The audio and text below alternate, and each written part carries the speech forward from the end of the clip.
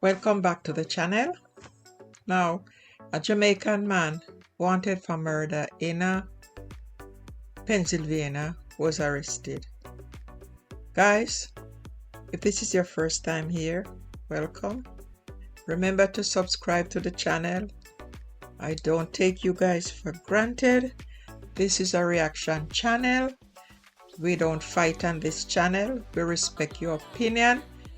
Make sure you leave a comment and like the video and share the video, guys, so that not only you can have this information, but your friends and your family and anybody who you think knows it to come on this channel and watch my video them. I appreciate it. So let me get into the video now. And this is, as me say, the man get arrested and he deported back to Jamaica.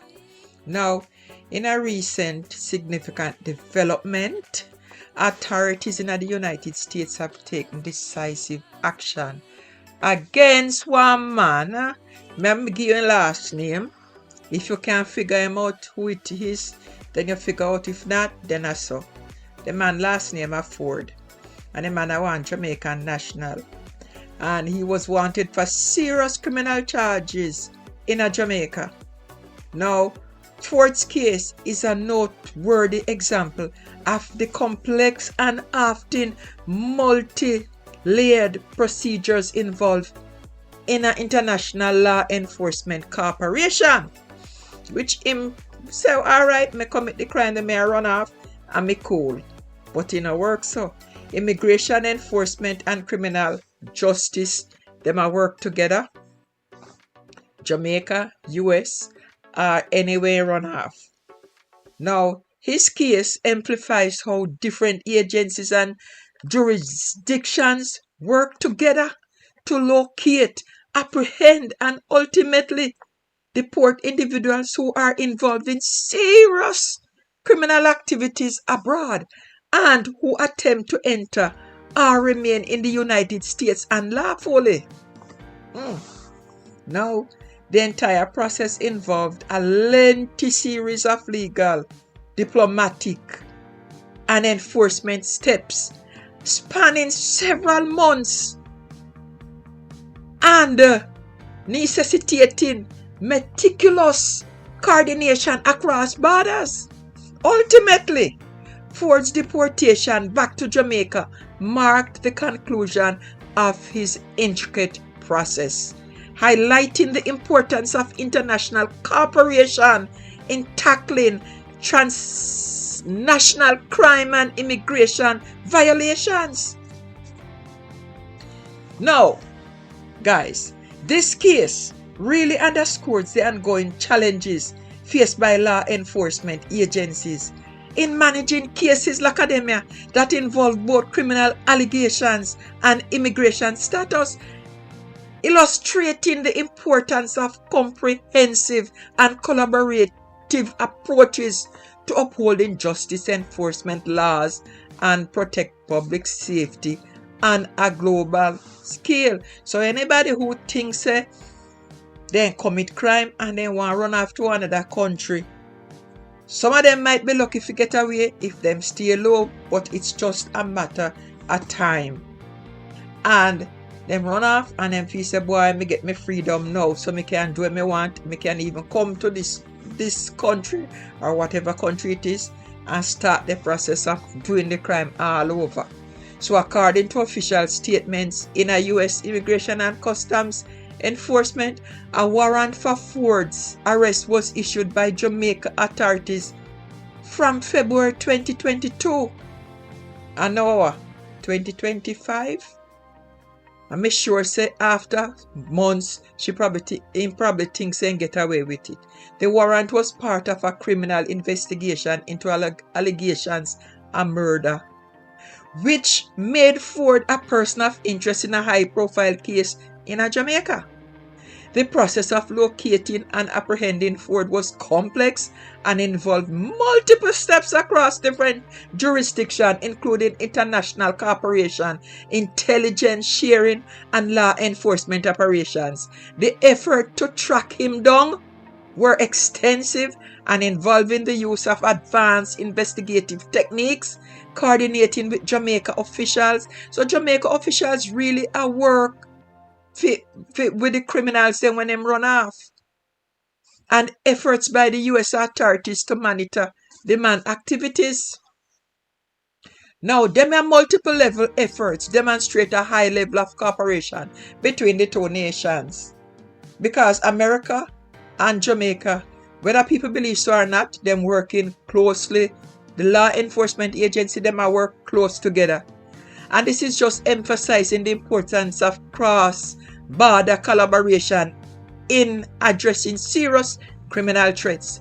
The process was further complicated by Forde's attempt to evade capture and his possible movements across different regions, jumping from one place to the next and things so they wouldn't catch him because America big. And this required law enforcement to deploy a range of resources and strategies to locate him effectively. He run but he couldn't hide. Nearly 5 months after the Jamaican warrant was issued, Forde was finally apprehended by US Border Patrol Agency in California. His arrest was triggered by suspicion that he had entered the United States without proper inspection. He slipped through the border. You see, a lot, as Trump said, Trump not really wrong, you know. Because they can't come on an aeroplane. So what they do? They pay all sort of money if you go all around the world and come right back to the border, which is a clear violation of immigration laws. Now, Forde's unauthorized crossing into the US was a critical factor that led authorities to detain him. Once he got there, they suspect him and him give up himself. That's what it is. He give up himself without even knowing. So upon his arrest, he was transported to San Diego, where he underwent processing. During this initial phase, authorities verified his identity, checking his legal records, and assessed the circumstances of the man's entry. Following processes, Forde was released under an order of recognizance. This is how Biden did that to them, which allowed him some degree of freedom while his immigration case was being processed. Like Biden used to catch and let go. Me no against people traveling, but do it the right way, because a lot of criminals come through the border because they know it's catch and release. In Biden time, he was enrolled in the Alternatives to Detention program, which short form they call it ADP, a program when designed to monitor and manage individuals involved in immigration proceedings, offering supervision and compliance measures outside of detention center. The approach aims to balance enforcement with fairness, providing opportunities for individuals to participate in legal processes while maintaining oversight. Now, over the subsequent year, Forde's participation in the ADT was terminated after then checking background, which generally indicated that authorities determined he no longer qualified for supervised release under this program. Now, the termination could have been due to a range of factors, including violations of program rules, new criminal activity, or any other circumstances that warrant stricter enforcement measures. Now, following the termination of his ADP participation, a formal removal order was issued, directing that Forde be deported from the United States back to Jamaica. Now, this removal process was carried out in accordance with established immigration laws and protocols, which provide for the deportation of individuals who are in violation of immigration laws or involved in a serious criminal cases. The removal order was one of them proceedings which was given legal consideration, and criminal convictions come up reflecting the legal authorities of U.S. immigration agencies to remove individuals like Forde. Now, in accordance with his immigration violation, Forde legal situation in the United States involved criminal charges. Now, in this past December 24, he was convicted of retail theft in Montgomery County, Pennsylvania. Gone in a store because he feels so he have to dress. So he gone in there, gone take clothes and come out like he did put anything down there for himself. You see how they don't keep low? Because once a criminal minded, sometimes it's hard for them to break out of them criminal mind. This conviction added another layer to his legal profile, as it was a criminal offense that warranted a detention and further legal action.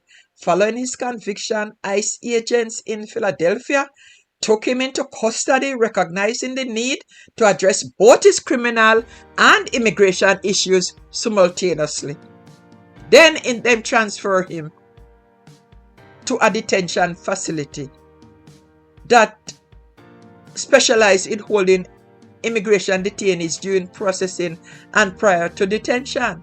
Now, this transfer was part of the standard procedure for individuals facing removal, ensuring that legal and immigration processes were properly coordinated and executed.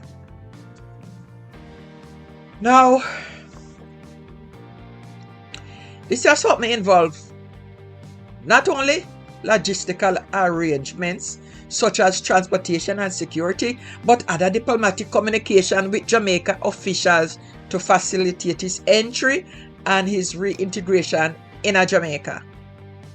Now, when you talk about reintegration in Jamaica, so much of them going back nowadays, how the government going assist in reintegrating them in a society?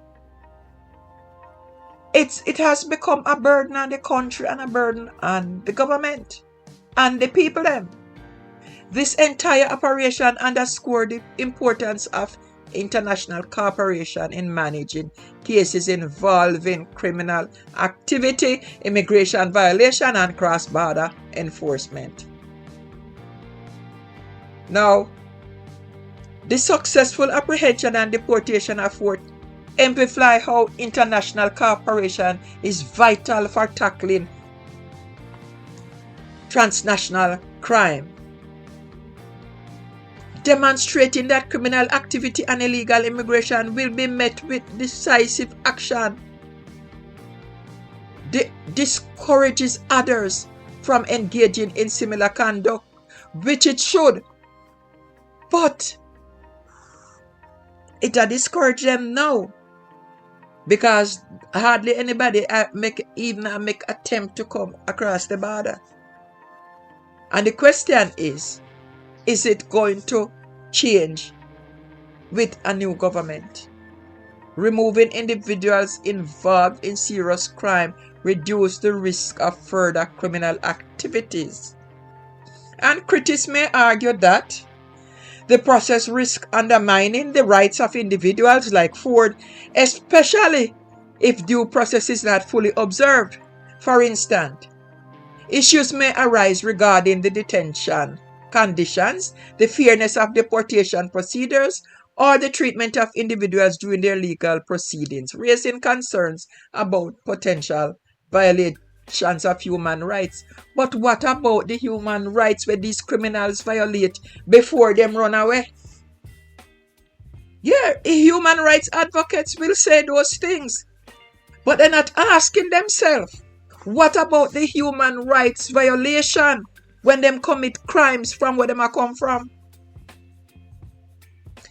Some may contend that focusing heavily on immigration enforcement for individuals with criminal background can lead to overreach, especially in cases where immigration violations are used as grounds for detention or deportation rather than as part of a balanced criminal justice process.